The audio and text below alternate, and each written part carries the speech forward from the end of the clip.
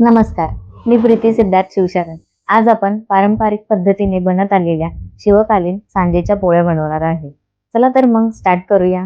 तर आपल्याला लागणारी सामग्री आहे 1 वाटी गूळ, 1 वाटी रवा, वेलची, जायफळ, सुंठ याची पूड, थोडंसं तूप, केशर, बदाम जर तुम्हाला हवे असतील तर. सर्वप्रथम 1.5 वाटी गव्हाच्या पिठात मीठ आणि तेल मिसळून मऊसर कणिक मळून घ्यावी. छत्रपती शिवाजी महाराज यांच्या काळात ग्रामीण भागात सहज उपलब्ध असणारे घटक म्हणजे गहू, रवा आणि गूळ.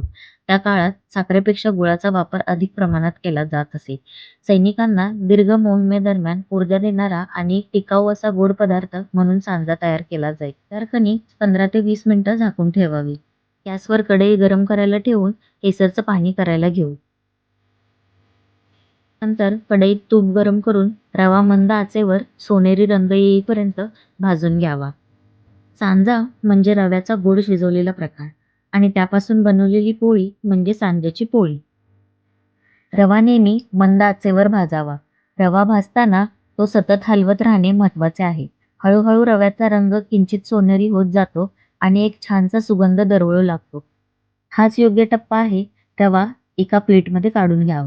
त्या कढईमध्ये 1.5 वाटी पाणी आणि गूळ घालून सतत ढवळत राहावे. पाण्याला चांगली उकळी येऊ द्या.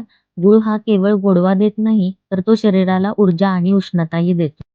छान पाणी उकळायला लागलं आहे. या उकळत्या पाण्यात आपण हळूहळू रवा घालूया.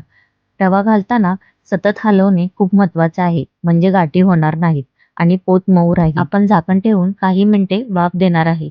या वाफेमुळे रवा पूर्ण शिजतो आणि सांजा छान फुलून येतो. यानंतर आपण वेलची पूड घालायची आणि थोडं केसर पाणी, ज्यामुळे रंग आणि सुगंध दोन्ही वाढतात.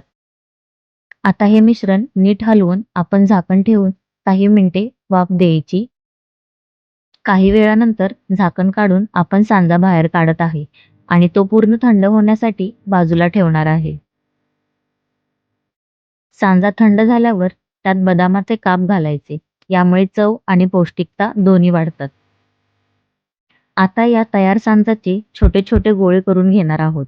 त्याचप्रमाणे कणकेचेही गोळे करून ठेवायचे आहे.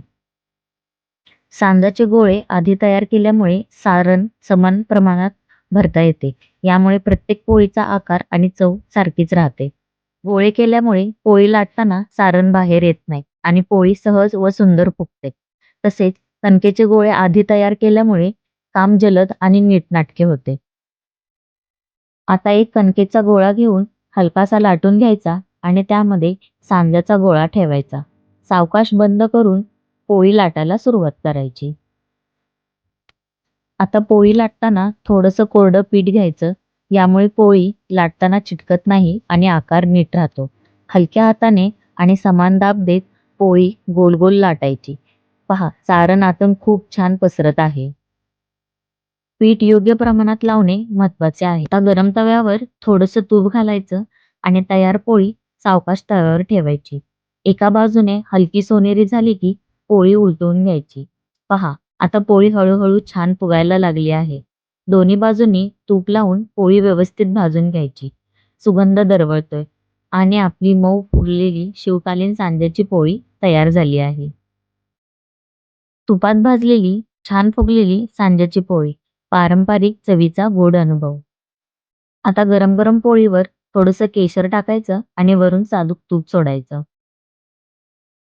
केशर आणि साजूक तुपाची धार आणि आपली राजेशाही सांज्याची पोळी तयार.